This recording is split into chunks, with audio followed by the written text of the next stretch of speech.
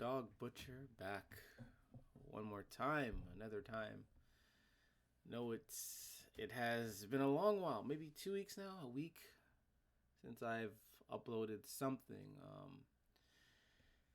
I've been very occupied with a lot of things, exams, a lot of things. Like a lot of things have been going on, and haven't been able to put as much energy into this what they call the crusade against these worthless mutts. But I've been,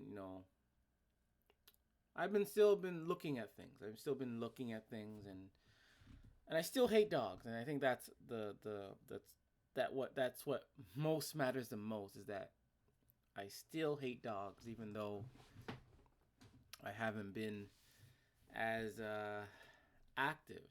Like not even on Facebook, I'm active. I usually on Facebook in the anti-dog groups. I'm usually pretty active on there, but lately I've been absent. I've been absent doing other things, other priorities that I have to worry about. So it's sooner or later I'll be back. Sooner or later I'll be back. But anyways, I'm back yet again. I'm here now, so I'm just gonna be talking about a few things. And one thing is there's the TV show, not TV show, or it's a TV show on Disney Plus titled Hawkeye, and in that show, it has a dog in it. Like there's a dog, like it, and I believe the dog is a main character to. I don't know if you can call dogs characters, but the dog is a main to the other main characters apparently. And so far in the first two episodes hasn't been too bad.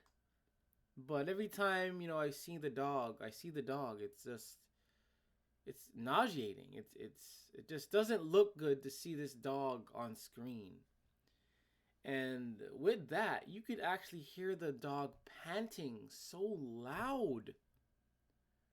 You can hear the dog panting so loud. You think they'd be able to edit that out at least, but I was able to hear the dog panting very loudly. And the main character found this dog. The dog was just a stray, an ugly stray dog.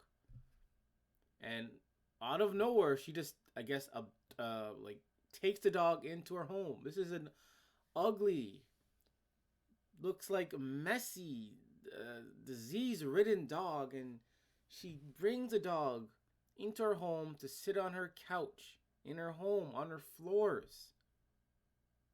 I know it's just a TV show, but from what I see in perspective, she still brought a dirty dog into her home.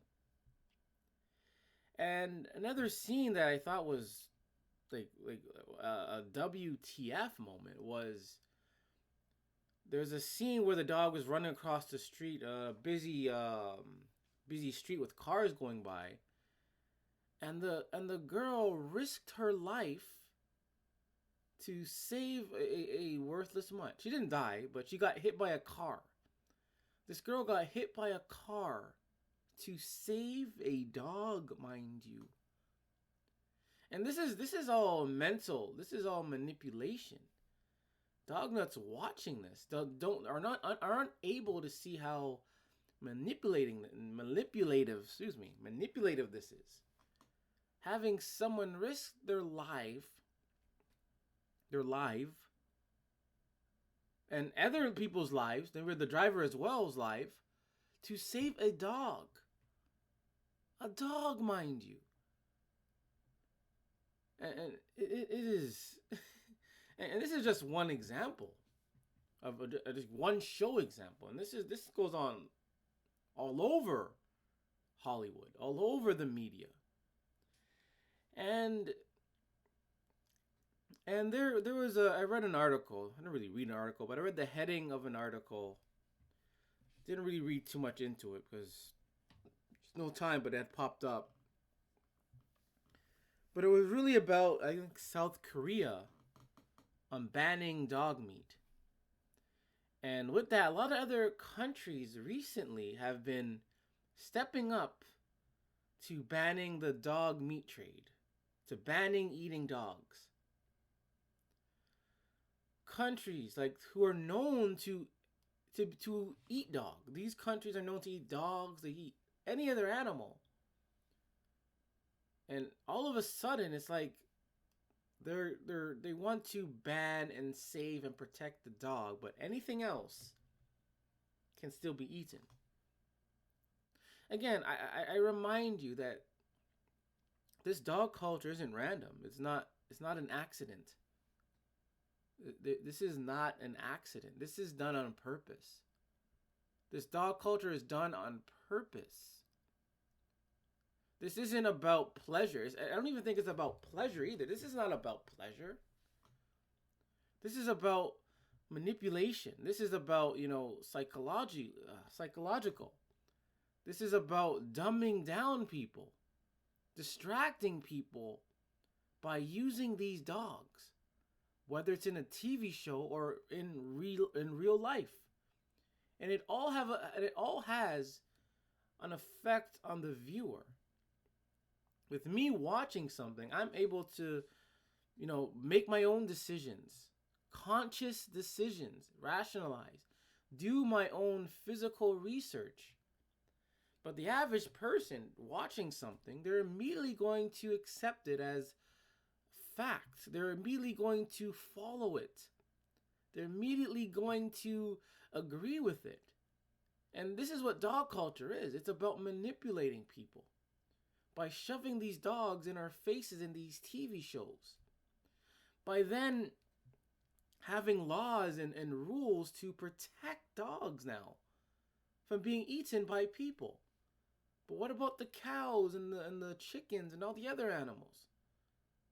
Again, this is not an accident. If these people really cared about animals, if these people really cared, then they would be doing the same thing for the cows, the chickens, the crocodiles, etc. But they're only pushing majority of them, the media. I'm talking the mass media. I know there's PETA out there who also protect other animals and other groups as well, but it seems like governments and these organizations, they just want to protect the dog. Like they want to protect the dog because there is an agenda going on. There has to be an agenda going on revolving around these dogs. And in the media, in advertisements, shelters, they're always telling people to go and own a dog. Why? Like, why? Why are they asking us or telling us and demanding us to own a dog? Why do they always say dogs need a home? Dogs need a loving home. Why though? Like, why? These are real animals and they should be able to take care of themselves. Why is this dog culture or dogs being pushed for people to own and take them in their homes? Again, I don't know the reason 100%, but I do know that there has to be some kind of agenda, a dog agenda, being pushed. It's probably a big distraction. Dogs are probably a big distraction as this, world is, getting dumbed down, and have these dog lovers with their dogs. They don't see how dumbed down people are because they're distracted by their dog. And another thing, these truth seekers. Any truth seeker that owns a dog isn't really a truth seeker. I said it. I think it's hypocritical for you to own a child herder, a child killer, a worthless mutt, something that's dirty, disgusting, something that symbolizes enslavement. So it makes no sense to be a truth seeker and you say nothing against the dog. It makes no sense. But again, there is an agenda. This has to be. Like, why are dogs getting put? Why is it any other animal being as pushed down our throats as the dog? Maybe the cat, but not even the cat is being pushed as much as the dog. People are taking their dogs everywhere and anywhere. These service dogs. Anywhere and everywhere. It is just horrible. And again, speaking of service dogs, a lot of these people, I'll say 99%, don't need service dogs. And they use this, whether their dog is trained to be a service dog or not, they're using these dogs as pleasure, to gain pleasure. This is abusive even to the dog. This is tell me this is not abusive towards the dog. You taking in a dog, training it, telling it what it can and cannot do, and then you walking around with it anywhere and everywhere. Tell me it doesn't sound like an abusive relationship between these dog nuts and the dog. Again, there's maybe not where I am, but I'm reading things on the internet, on YouTube, and there's being a surge of service dogs. There's a surge of it. And if these dogs are really service dogs, why do so many people on social media show them off as if it's an entertainment? If it's entertainment. These people have these therapy dogs, service dogs, but then they go on social media, the TikToks, the YouTube, and they shove their dog down our throats as entertainment. Again, if these dogs were really service dogs, and these people were really, going through some problems, then there shouldn't be these videos of these service dogs and therapy dogs. And I'm talking like entertainment.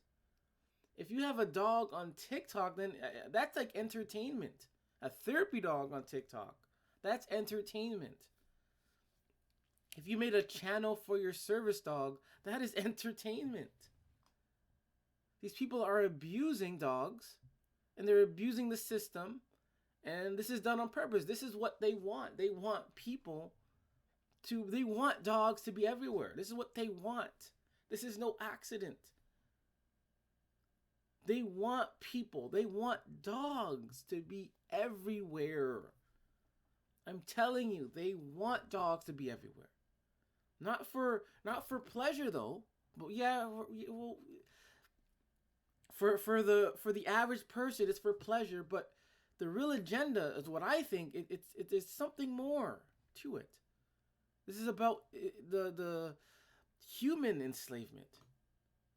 There's something more. This is about distractions. But the dog nut just doesn't see it. Doesn't seem to get it. Doesn't seem to want to understand that there's something more going on with these dogs that meets the eye. And look at, again, and even like the pit bull as well. Like, these are these are people killers. They've killed many people and many other dogs. But they get promoted and advertised as a angel or a hero or a service dog or sweet. These are killers that have killed so many. They've killed babies. And they still get pushed and praised. So again, there's something else going on here. There is something, I don't know exactly what it is. But If you have two eyes to see and you have ears to hear, you should be able to see and hear what's going on with this dog culture. It's getting worse. It's going to get worse if people, dog nuts, don't just if they don't wake. I hate to use a wake up, but if they don't accept that dogs are worthless, if they don't accept that there is an agenda, a dog agenda being pushed, there has to be. There just has to be. And usually people with dogs, what I've seen on the internet, people with dogs, they're just dumb. They're dumb. So there has to be some dumbing down element to this dog culture. And you got to look at it. Dogs, like what you look at a dog. Dogs are easily trained. You can easily train a dog. Dogs are dirty, they're smelly, they have diseases. A lot of negatives. Dogs have a lot of negatives. Dogs symbolize a lot of negativity, and especially the training one. The training and the enslavement. And I think that there's symbolism here where the dog represents the enslavement of humanity. Because you bring a dog in, you train it, you give it food, now it obeys you, it listens to you, it's loyal to you. You can tell it what to do and what not to do. This has to be some type of symbolism for our own enslavement. You know, I don't know. I think a lot. So I just have a lot of theories, I've been observing this dog culture. And really only just this year I've been really observing it. And people have owned dogs for their whole lives, but yet they can't see or hear what's going on with these dogs. And that's just unacceptable. Unacceptable.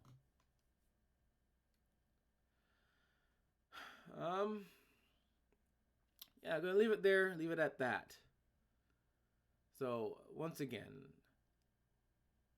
it's a little bit of a catch up on like what's going on.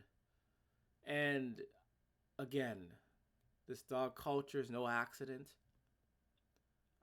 I believe, not I believe, but I accept that there is a dog agenda going on. Not for pleasure. This is a manipulation. This is a decisive, a deceiving, a manipulative culture. Dog culture is manipulative. It symbolizes enslavement. It symbolizes, worshiping garbage. It symbolizes distractions. While this whole world is in chaos,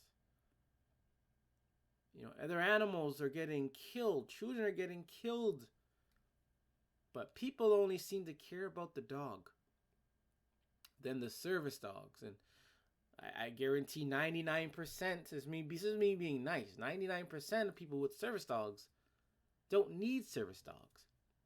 And they're using them for pleasure. They make videos and they post it on YouTube and TikToks and etc.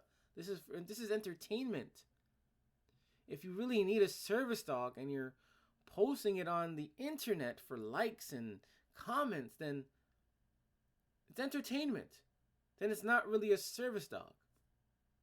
And by definition of a service dog, and if you're using it as entertainment and posting it doing stupid things on whatever, this is entertainment. Then the whole term of using service dog is counterproductive based on the definition. So, once again, I'm going to leave it like that. Leave it at that.